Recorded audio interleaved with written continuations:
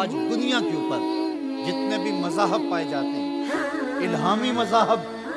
وہ یہ دعویٰ نہیں کر سکتے کہ ہمارے پیغمبر کی پوری تعلیمات اصل شکل میں ہمارے پاس موجود ہے۔ تغیر ہو چکا ہے، تبدیلی لائی جا چکی ہے، لیکن قرآن مجید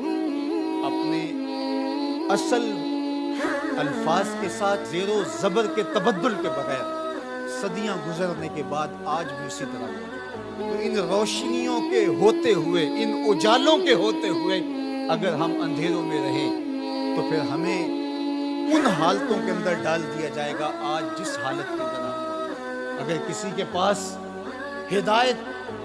کا نصاب موجود نہ ہو اور وہ بھٹک جائے تو اس کے بھٹکنے کا تو پھر بھی جواز ہوتا ہے کہ ان کے پاس کچھ تھا نہیں، ہادی نہیں تھا، راہبر نہیں تھا، اندھیرا تھا، چراغاں نہیں تھا، تو بھٹک گئے۔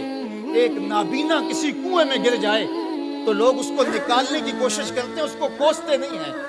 لیکن ایک انکھیارا کسی کنویں میں گر جائے، کسی گڑھے میں گر جائے تو لوگ اسے نکالنے کی بھی کوشش کرتے ہیں، اسے کوستے بھی ہیں۔ تیری آنکھیں نہیں تھی، تجھے اللہ نے چراغاں نہیں دیا تھا، تو پھر بھی گرا ہے۔ یار اگر کوئی اور گمراہ ہو جاتا ہے، اندھیروں میں بھٹک جاتا ہے تو اس کی بات نہیں ہے، حضور کا غلام اور اندھیروں میں چلا جائے،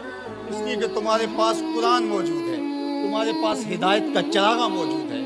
اس کتاب کے ہوتے ہوئے تم کس طرح اندھیرے میں ڈوب سکتے ہو، کس طرح ظلمتوں کے سوداگر بن سکتے ہو، کس طرح تم فرقہ فرقہ ہو سکتے ہو، کس طرح تم تشدد اور تفریق کا شکار ہو سکتے ہو، کس طرح تم گروہ بندی کا شکار ہو سکتے ہو جب تمہارے پاس اللہ کی کتاب موجود ہے۔ اس کتاب سے جڑنے والے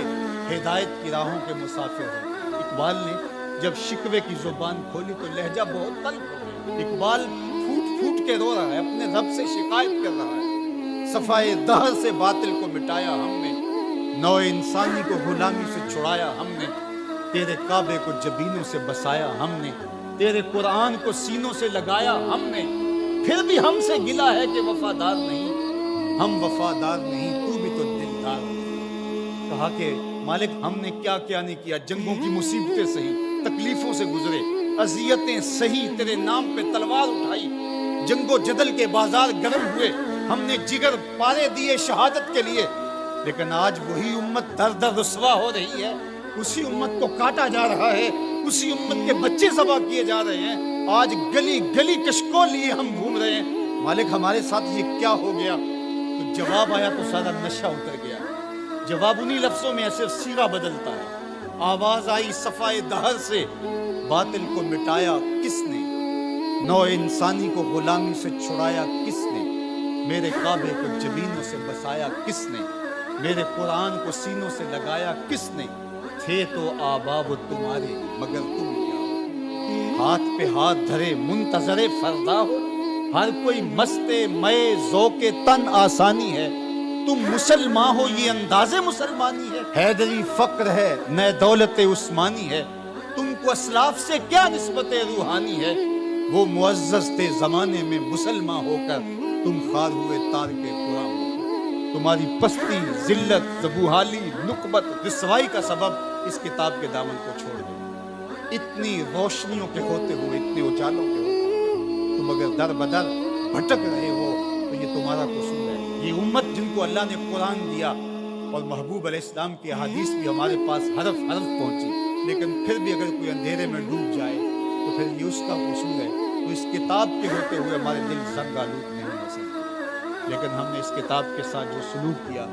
اس کتاب کے ساتھ ہمارا جو تعلق ہے وہ کسی سے مخفی نہیں، یہ صرف کتاب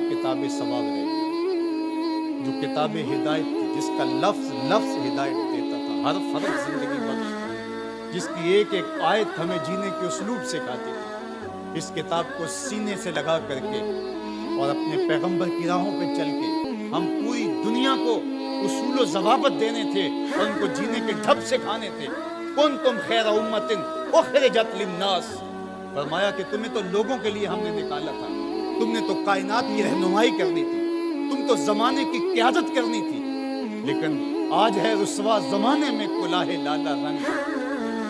جو سراپا نازتے ہیں آج مجبور نیاز، رو رہے ہیں آج وہ دشتے جنوب پرور جہاں، رقص میں لیلا رہی لیلا کے پروانے رہے، خیر تو ساقی سہی لیکن پلائے گا کسے، اب نہ میں کش رہے باقی نہ میں خانے رہے. آج ہم گلی گلی رسوائیوں کی داستان لیے پھرتے ہیں پوری دنیا کے اوپر. ایک انچ جگہ بھی ایسی نہیں جہاں آتش و آہن برستا ہو اور وہ زمین کو پھاڑتی ہو. جہاں بھی خون گرتا ہے نسب پوچھو تو وہ مسلمان کا ہو. وہ افغانستان میں ہو، وہ سیریا میں ہو، وہ یمن میں ہو، وہ عراق میں ہو، وہ کشمیر میں ہو، وہ القدس میں ہو.